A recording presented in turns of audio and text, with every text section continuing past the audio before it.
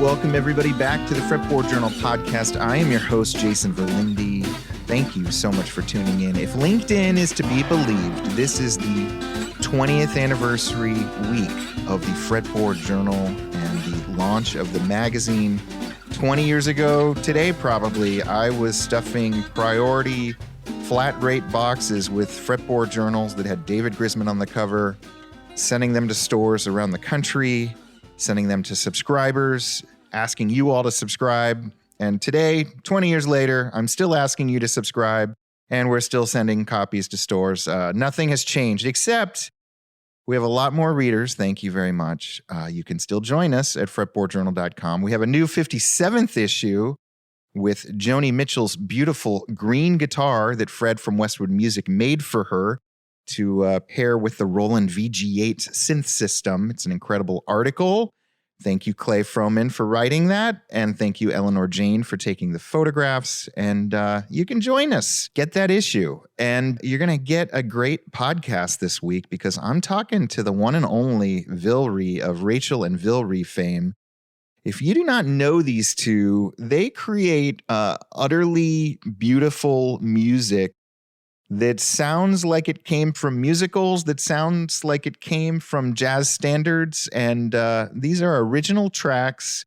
Rachael, of course, is the front person for Lake Street Dive, the band that just is like insanely cool to see live, as well as the band you hear at the beginning of Somebody Feed Phil. They do that song. And Vilray met Rachael back in music school, and they've been friends ever since, and they started playing together. You're going to get Vilray's whole story. It's a wild one. It includes busking.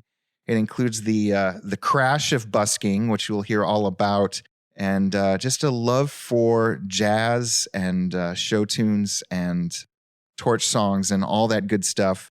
They have a new record out called West of Broadway. It's on Concord Jazz, and you can stream it now. And added bonus, just for you Fretboard Journal people, Vilray performed a track for us on his Gibson that you can find on our YouTube channels, Forever Never Lasts, from the new record. You get Vilray doing it solo, and it's a great, great track. So lots to digest this weekend. Hopefully you're all devouring the new Fretboard Journal as well. Our Fretboard Summit tickets go on sale for 2026 on Monday, so everybody go nab a 3-day pass while you can. And if you want to try to sound a little bit more like Vilray, go over to our friends at Peghead Nation. They are the coolest guitar instruction portal around. They've also got banjo and mandolin instruction. And my dear friend Matt Munisteri, who also taps into that classic jazz sound, is teaching over there. And so if you use the discount code Fretboard, you can get your first month free at Peghead Nation. Sign up for Matt's class. Sign up for whatever you want. They've got so much going on over there, and they've just been dear friends to the Fretboard Journal and all that we do. And so I want you to go support them. And now, without any further delays or stories from yours truly, here is my conversation with New York City's own Vilray. Vilray, you were here in Seattle, what was it, 5 years ago you and Rachael were here. You played Nosotros in the corner right behind me. I remember, yes. And you have a new record out, but I think we should start way back because, you know, you guys are tapping into such a cool vintage jazz sound. Like, where did this love for jazz start with you? For me, I got into it in high school. I was going to a performance arts high school in New York City, and I got into it playing classical music. Maybe I played like a classic rock song, but probably a classical guitar etude or something like that. But once you're in, there's really no room for a guitar player in the classical orchestra. So you have to take a secondary instrument if you're a piano player or guitar player. So I took upright bass and did that in the orchestra. And then to play guitar at all, I had to kind of join the jazz scene in the school.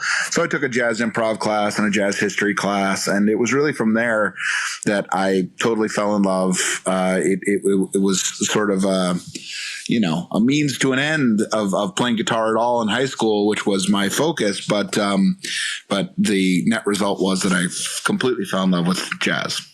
I love it. And were there musicians in New York or that you turned to for tapping into this, or did you just kind of go off what you learned in high school?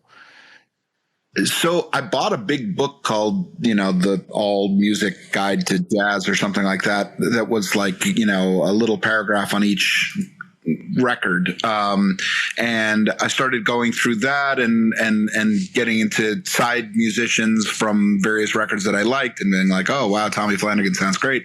What's a Tommy Flanagan record? And just kind of webbing out from initial purchases or borrowing from the library or what have you.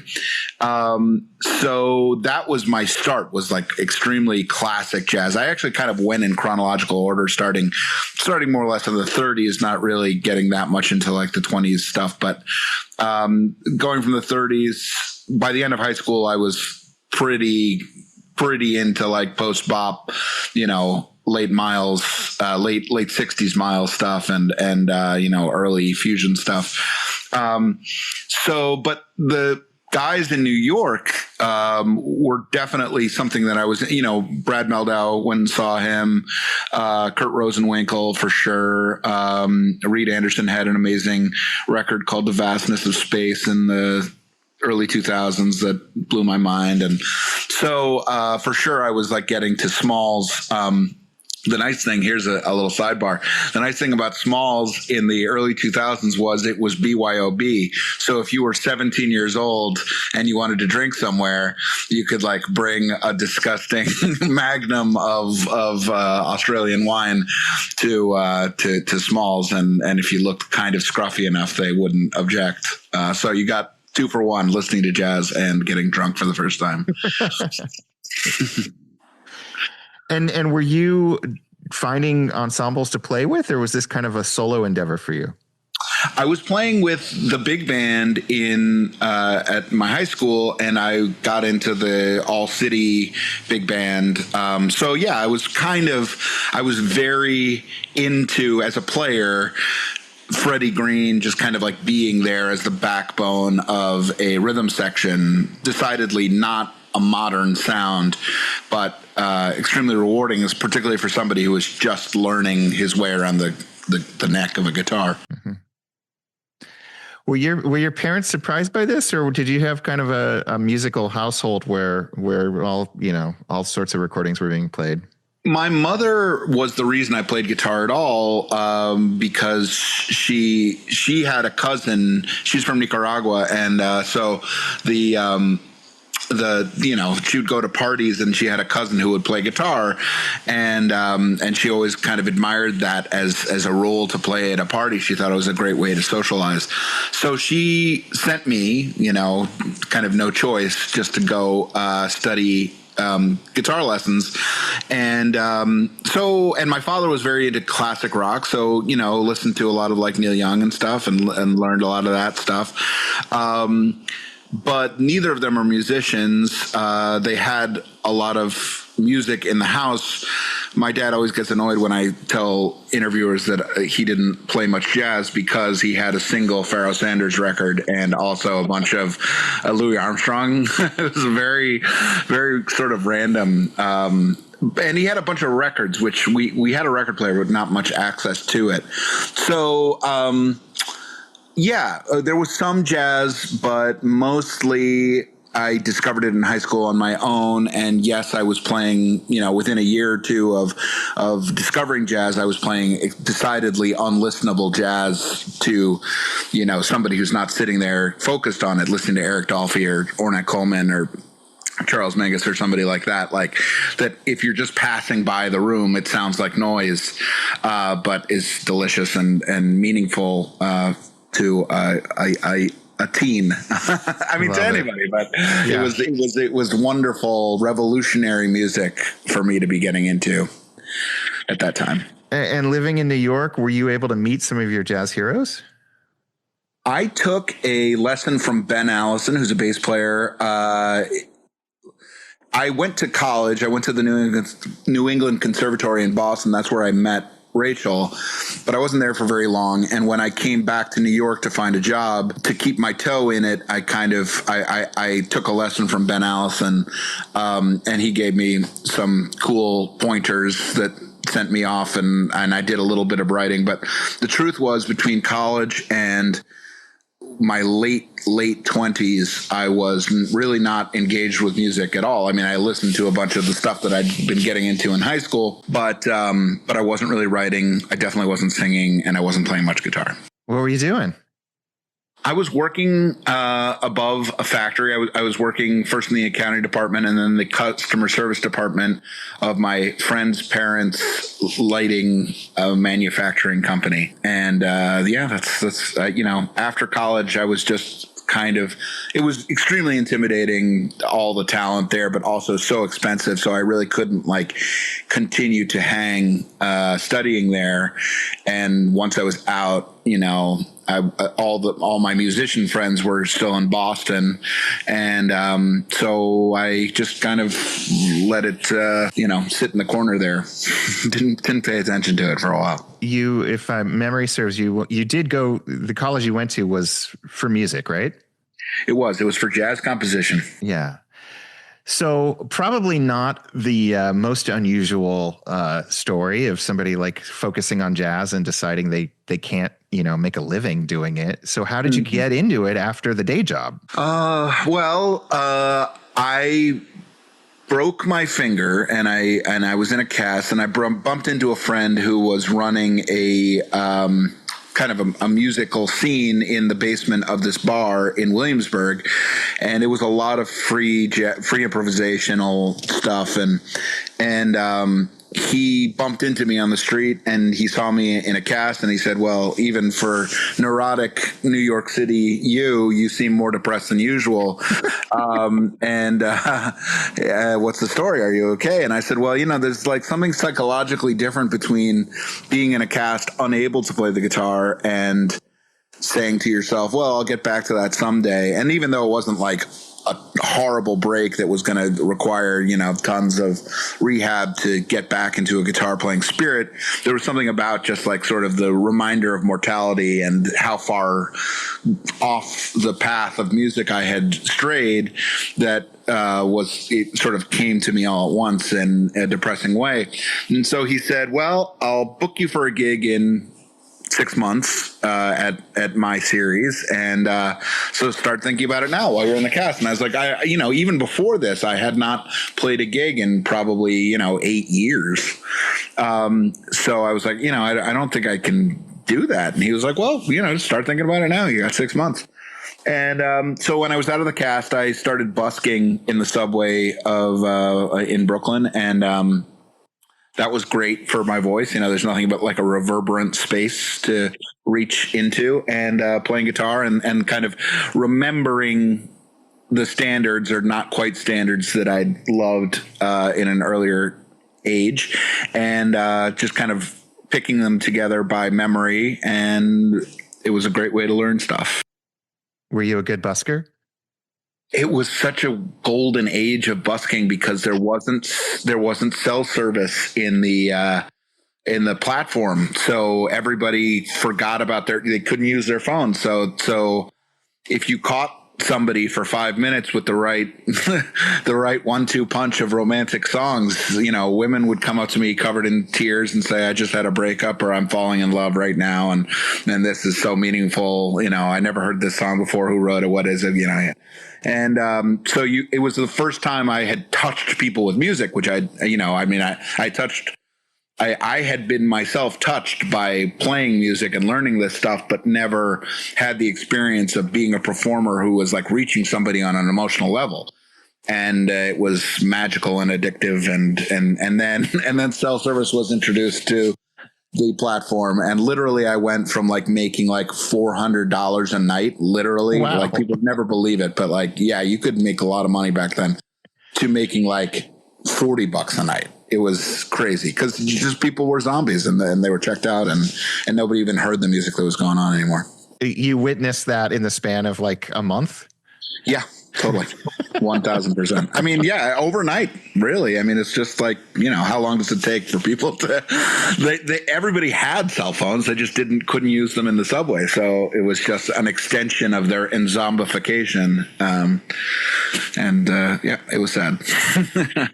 So then you said your friend's venue was kind of like a free jazz place. Was that the style you played for that show he offered you? No. I played these tunes that I've been playing in the subway. My friend was very frustrated. I mean, he was in the free improvisational universe, but he was very frustrated that it had become this sort of, free jazz melee down there, and, completely isolating, completely unlistenable. The only people in the audience were other people who had a set that night. And, even people weren't even coming out to see each other's things. So he just felt like it had fallen apart programmatically. So he was happy to have me there. He also he wanted it to be jazz, but he didn't want singer-songwriters, but he was cool with singers. And my thing is extremely stripped down, and obviously, especially at that time, it was just guitar and me singing. And I was singing these Fats Waller tunes and Nat King Cole tunes, and I might have had one original at the time in that style. And so, yeah, I played there once. Maybe I played there the second time. Maybe Rachael came, either the first time or the second time. And she and I had tried to play together years earlier, but as I said, I was extremely rusty, hadn't been playing. So it didn't really work out. But once she came and saw me, she was like, well, seems like you're back on track. Can we do this? So we did. Okay. And Rachael, for folks tuning in, Lake Street Dive, front person, you guys met in college? Yes. And was the original kernel of we're going to do this sort of jazzy Broadway inspired duo? When did that come into play? It was, I mean, she came and saw a set and she said, hey, can we try this again? Because, she'd been singing with Lake Street Dive for many years at that point, but, she got her start as a jazz singer, and even in college, she had a little trio and this and that. But I think she always kind of felt like the modernity of modern jazz, even sort of modern vocal jazz singing standards, was kind of daunting, having to find an original way to present things and also it's kind of original in quotes. There's so many, there are tried and true ways of presenting this stuff, and hard to continue to revolutionize, I think, because it's just there's so many years of it being played, these old standards. So I think she found that kind of frustrating, and she saw the potential in she and I doing it together, because we had two voices singing with a man. And also there's really, even in the old days of jazz, no tradition of two people singing around a guitar jazz standards. Mm-hmm. There's no band like that. There's plenty in the folk and country world that are like that, but somehow this very simple instrumentation has never really been realized that way. So I think she saw it as an opportunity to sort of get in through the side door on interpreting in a new way. And pretty quickly, I was also writing stuff for us to sing. And so it started off sort of, most of the set was covers. And then as we went along, it was more and more originals. And now it's basically all originals. Yeah.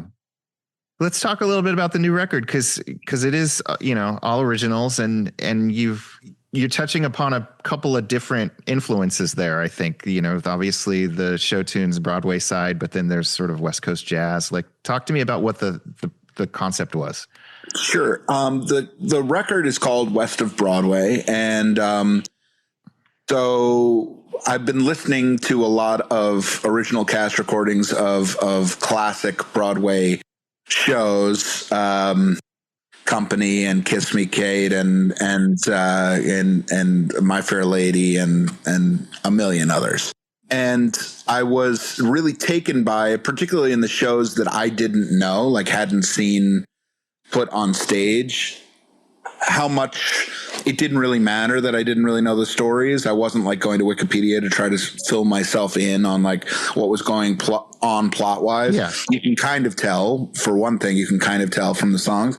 But on the other hand, the mystification was sort of appealing to me because, you know, you're still getting the emotionality of that song, but you're sort of being dropped into they're assuming that you know so much about the story because obviously you've been watching the story.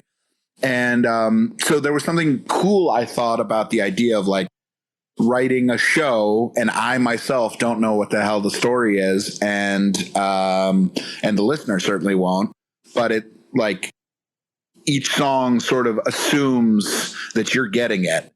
And I don't know, there was something attractive about that mystifying thing that was, you know, a mystifying message given with an air of trust. Like, you know what's going on. I don't have to tell you. I don't have to lay it all out for you.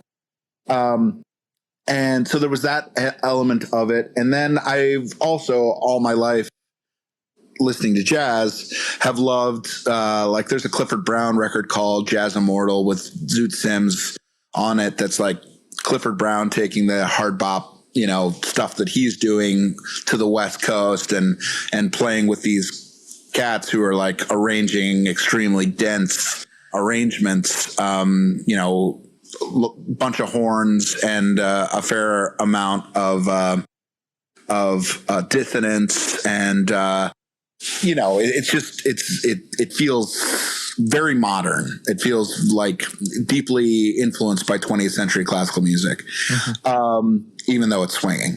And people might be more familiar with like The Birth of the Cool, which is definitely has tastes of the West Coast, even though it was recorded on the East Coast by Miles Davis, who's decidedly East Coast. But the inclusion of Jerry Mulligan and Gil Evans, you know, brings it this flavor that I've just sort of described of dissonance and 20th century influence and swinging and density. And so I was interested in that sound for the band. So to that end, we have a bari sax, we have a vibraphone instead of a piano. I'm able to kind of comp in a more quote unquote modern way, which is to say, you know, post swing. On the last two records, I'm kind of playing quarter notes and being the backbone of the rhythm section. In this case, I'm more like the left hand of a piano. We have John Riley, who's the drummer in the Vanguard Orchestra. So definitely has a lot of understanding of that language, of the modernity of the mid-century. And we have Steve Coleman on soprano saxophone and alto saxophone and trombone. There's no trumpet on there. You know, it's just kind of, it's got this thickness that I was aiming for and told Jacob Zimmerman, who wrote the arrangements, to focus on. You must have been like a kid in a candy store. This must have been a dream come true. Oh, totally. Yes, absolutely. Yeah, it was really cool. Do you and Rachel kind of workshop these songs together, either in a live setting or just, you know, in a studio before the actual recording? So some of the songs have been around long enough that we've definitely done them live, and she's found the gooey center of her interpretation of them. Many of the songs, like Forever Never Lasts, Is It Jim, Off Broadway, were written fairly close to recording time. This was the first time we were making a record with not enough songs in the suitcase to just open the suitcase up and choose from what we had. So we were basically going to record everything we hadn't recorded, and I was going to have to write a bunch of new music.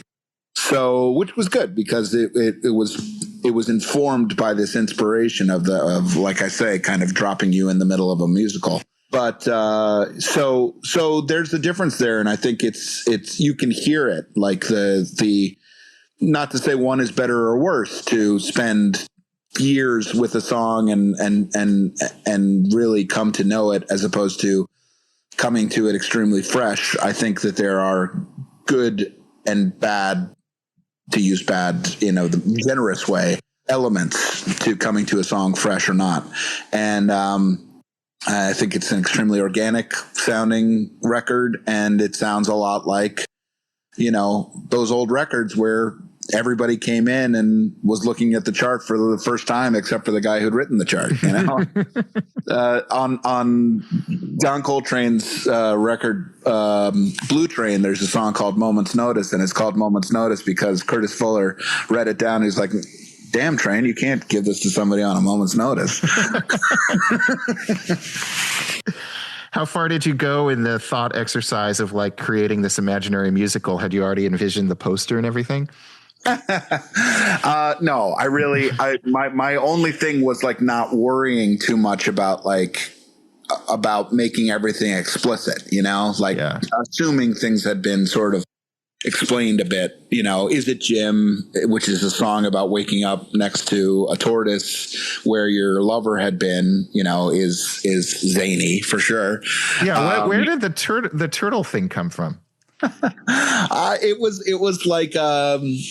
was a thought exercise that I was posing to people during the recording of I Love a Love Song. Was if you went to sleep and you woke up, you went to sleep with your lover and you woke up the next morning, your lover was gone, but their keys were still here, all their clothes were still here, everything was in place. There was no way they left. But there was a tortoise instead next to you. The question was, what would you think had happened? Like, imagine this really, really happened to you, not in a fairy tale, but that's actually what happened. What would you think had happened? And how long would you keep the tortoise? And some people are so firmly anchored in reality that they would say, look, I would think that the person left me. They had figured it out. They went out the window, whatever happened. And they were jerks. And they also left this tortoise, and I would get rid of the tortoise in as humane a fashion as I could, but very quickly. And then some people, magical thinkers, said, well, no, absolutely. My lover became a tortoise, and it would be my responsibility to care for this tortoise for the rest of my life. And tortoises live, over 100 years sometimes. So anyway, it was a ludicrous thing that I was just batting around. And then, like I say, I was trying to come up with song ideas for this record right up to the last minute. So Is It Jim was so why not? Maybe there's a song there. That's incredible. Well, whatever it takes, I guess. Exactly. And as with any good musical, imagined or otherwise, you have a cameo or two. You got Stephen Colbert on this. Yes. Yep. We were at his birthday party, and we asked him if he would. He's had us on twice up to that point. And so we asked him if he was a big enough fan that he thought he would ever consider singing on an album of ours as we prepared it. And he said, oh, yeah, sure. Easy to say yes when there's no specifics on the table. So I knew as I was preparing that I had to have at least one song that we could offer him, which he probably would say, you know what, I don't have the time, and that would be fine. But that it would work either for him to sing with Rachel or him to sing with the both of us or whatever, probably not a love song, just something that would fit him and his character. And so as I thought about that, I was like, well, it'd be funny to have this guy who's deeply in show business, works on Broadway, playing the role of a bum or somebody on Broadway who's failed, telling people it's not the best place to end up. If you're visiting New York or if you're living in New York, that's the theater district is something you can avoid. So we sent it to him thinking if he said no, Rachel and I could do it. And he said yes. So that was great. And he did a great job. He did a great job. Yeah. Incredible. What is your, you have a YouTube channel where you're posting solo videos pretty regularly. They're really cool. A lot of standards and stuff. What is from that, I have a little bit of a glimpse into your guitar arsenal, but what are you using gear wise these days? For this record, I bought an ES 125 from 1965. So it's got P90s in it and kind of a thin neck, which took some time to get used to. For the last record, I bought a Epiphone Deluxe from the early 40s, 1941, I think. And I have a classical guitar that I bought kind of recently. Oh, it's on the record on Goodnight My Love. And that's a Saers, Saers, Chinese made classical guitar, which is pretty nice sounding instrument. And this record had a late 60s Princeton on it, and that's mine. And I haven't been playing through pedals that much recently, but I have some. You kind of hinted at this. Do you buy a guitar in anticipation of the vibe of the recording? Like, it kind of sounded like you did that a little bit. I did do it the last 2 times. The first record, I borrowed a D'Angelico from Retro Fret Guitars in New York City. Yeah. I have done it twice. I'm not sure it's like it's a great tradition. I can afford to make that a tradition, but it definitely made a difference on both records. I think if I had used my Epiphone Deluxe, it would have been perfectly fine, but it wouldn't have had that. That's got a DeArmond like floating aftermarket pickup on it, and it's cool. It's got a bit of a hum, and there's something about that clean Billy Bauer, Jim Hall sound that I could not have achieved, and so I'm glad I had what I had. It's so cool.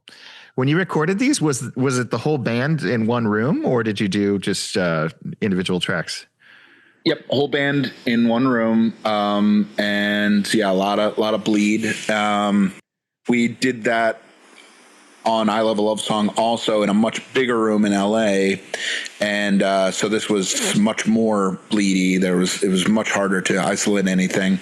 So that's a problem for the producer to, the mixing. Yeah, the guy who was recording it, Dan Knobler, who produced the whole thing, also mixed it. So he knew he was making a headache for himself, but that's the way I want it. And then the vocals, we tend to record scratch vocals that we're pretty sure we're not going to use. And those are recorded in a booth so that we're not bleeding onto the record. Yeah, substantially, and then we do a day or two of vocal overdubs. It's so cool. I mean, everything you guys do is sort of a throwback or a reimagining of what that sound was, but it's so cool that you did it the real way. Oh yeah, I mean it's that's why you hire those guys, is they can do that, and you can't get that sound otherwise. The sound of a record in the 50s, 60s, there's a great D.A. Pennebaker documentary of the making of Company, and the recording of that record, and it's that full pit orchestra in one room, and that's why you make a record in New York or LA. It's like those guys know how to do it, and so if you can get them, you should do it that way, I think. Totally. Hopefully somebody took good photos of all this. It's a very fast way to make a record. So. Oh yeah, you can't mess around. Everybody's got a fixed time. Yeah. Yeah. I hope somebody took photos. Oh yeah, there's a bunch of photos. If you buy the record or the CD, or if somebody sends you the record or the CD, there's an insert that has a bunch of photos of everybody. Oh, I love it. That's so cool. And you're taking this on the road. How is it? Just you and Rachael, or are you bringing the band? We're definitely not bringing the band. We don't have a bus or anything, but we're doing pickup bands in certain cities. Seattle, yes. San Francisco, LA, DC, New York. I might be forgetting one city, but I think that's all. there will be like local bands. We're going to run the show at sound check, and then we're going to run the show at the show. So we've never done that before. We've hired good people, so I'm sure it will work out. And then everywhere else, it'll be a duo or trio show, trios with Jacob Rex Zimmerman, who plays clarinet and saxophone and wrote the arrangements and knows this music inside and out. So cool. Are these musicians you're picking up people you already knew, or did you have to put out feelers? In some cases, people we know.